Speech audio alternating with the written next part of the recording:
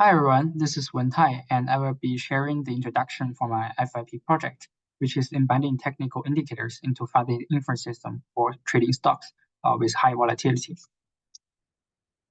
First of all, some background information. As you may know, technical indicators are widely used by investors to make trading decisions nowadays. However, those indicators often generate misleading trading signals due to the uncertainty in the financial market. And let's just take relative strength index, RSI, here as an example. So what RSI tells us is that when the signal line for RSI breaches the upper band 70 here, it indicates an overbought condition, and therefore you should sell the stock. Conversely, when the signal line crosses the lower band 30 here, it indicates an oversold condition, and therefore you should buy the stock. If you only look at these two scenarios here, you will kind of feel that RSI is quite effective since you are buying at the dip and selling at the peak. However, trading rules are often very strict. For instance, once the line breaches the upper band 70, you are supposed to execute a sell order without any doubt. However, if you sell the stock here, here, and here in the middle, you're just losing the potential upside of the stock and losing commission fees. Luckily, with the rise of computer science and artificial intelligence, there have been a lot of computational and mathematical approaches to address this issue.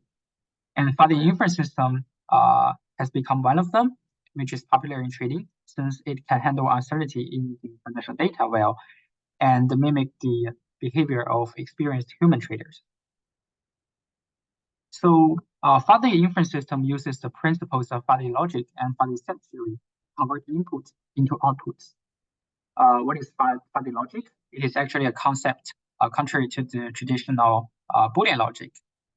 For example, for traditional Boolean logic, the output for the question is equal, just binary values, yes and no.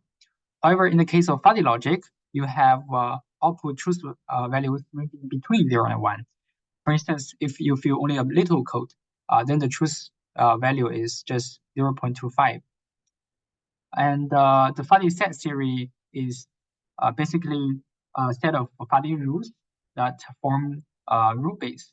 And each Faraday rule is expressed in the form of if-then statements, in the example here. And all these rules will be aggregated together to determine the final output value. And next comes the research gap in this field. So first of all, existing research failed to demonstrate the effectiveness of FIS in stock trading.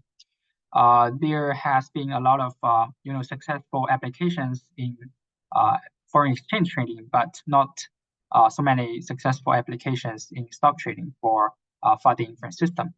And secondly, studies on the applications of FIS in trading are often restricted to specific stocks, specific sectors, for instance, the tech sector, which is not very generalized. And next, risk management techniques remain underexplored.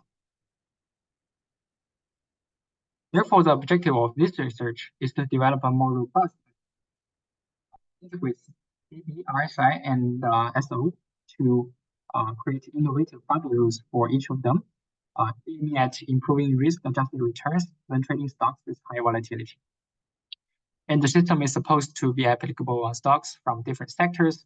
For instance, not only tech sector, but also financials, commodity, and consumer. And in addition, the system should also incorporate stop loss orders and long-term strategy for risk management. And next, a brief introduction to the methodology used in this project, showing the flowchart here. So first of all, you need to collect the close price of stocks selected and calculate BB, RSI, and SO respectively. Next, you Faraday all the technical inputs and feed them into the Faraday inference system. And the most important part of the Faraday inference system is to design Faraday trading rules for each of the technical indicators. You can either use knowledge from experienced human traders or just trial and error. And since we are using Mandani type for the Inference system, the output membership follows a pie-shaped distribution as shown in the graph down here. And the for the Inference system will deal with the falsified inputs and generate linguistic term outputs, which are just buy, hold, and sell signals. And next, for risk management, we will be using stop loss order, and the threshold is set to be 10%.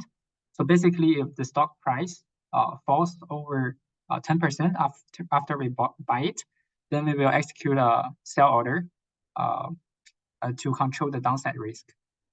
Optionally, we can also implement a long short strategy.